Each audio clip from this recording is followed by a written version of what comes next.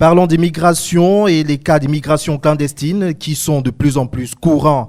Les jeunes qui prennent pour prétexte le chômage ou les conditions difficiles dans leur pays d'origine s'adonnent à l'aventure, à la recherche d'une vie meilleure. Le cas des 50 Camerounais arrêtés à Dubaï a été un prétexte pour notre rédaction de se rapprocher d'un immigré afin d'avoir son témoignage et l'avis d'un analyste politique. Charles Tochoum. Rêver d'un avenir meilleur et quitter son pays dans les conditions illégales, voilà le défi auquel plusieurs jeunes se livrent. L'immigration clandestine, au-delà de l'imagination, est un véritable chemin de croix. Roméo Kenfak s'est livré à l'aventure et aujourd'hui, il nous confie les réalités auxquelles il a fait face. Selon la personne qui nous a mis sur le réseau, c'était dès que tu arrives en Turquie, le lendemain ou 2 jours après, tu prends le métro, tu te retrouves à Paris.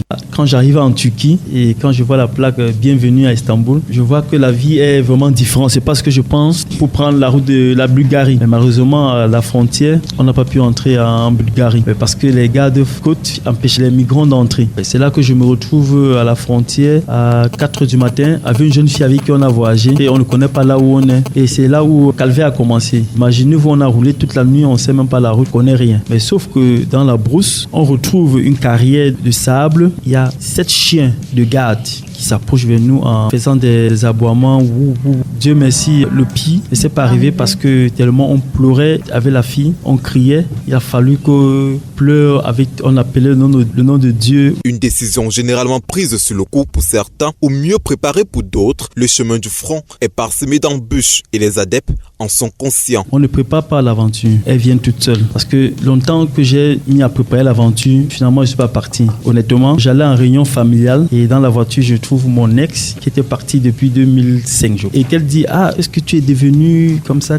C'est là où tu es parti si rapidement que je me suis retrouvé en Turquie 3 mois après, en novembre. La mort, effectivement, ça fait peur. On pense qu'on peut mourir, mais on arrive à un certain moment de la vie où on n'a plus de choix. Ou soit la mort, ou soit on réussit. C'est pourquoi beaucoup d'aventuriers qu'on appelle aujourd'hui Bozal, on dit toujours, ça n'a pas été facile. On n'a pas réussi, mais on est quand même arrivé en fait. Dans le monde entier, on estime environ 120 millions de personnes qui immigrent à la recherche du bien-être, selon l'Organisation internationale du travail. Une situation plus ou moins compréhensible, selon le docteur David Eboutou, acteur de la société civile. Vous savez, la vie ne nous a pas toujours donné les mêmes chances. Les uns et les autres sont amenés, parfois de façon contraignante, à prendre des décisions, mais dont le cours de la vie aura imposé de muter dans leurs objectifs. Mais chacun ne trouvera pas toujours sa place et tout le monde ne verra pas toujours les opportunités que vous et moi pouvons voir, à saisir et à l'améliorer. Je pense qu'il y a plusieurs motivations qui sont mises en avant par ces jeunes-là qui partent. La recherche de l'emploi, le mieux-être, une stabilité financière.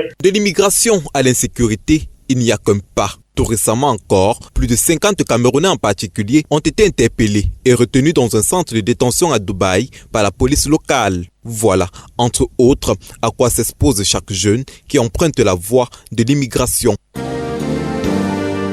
Vous écoutez ABK Radio.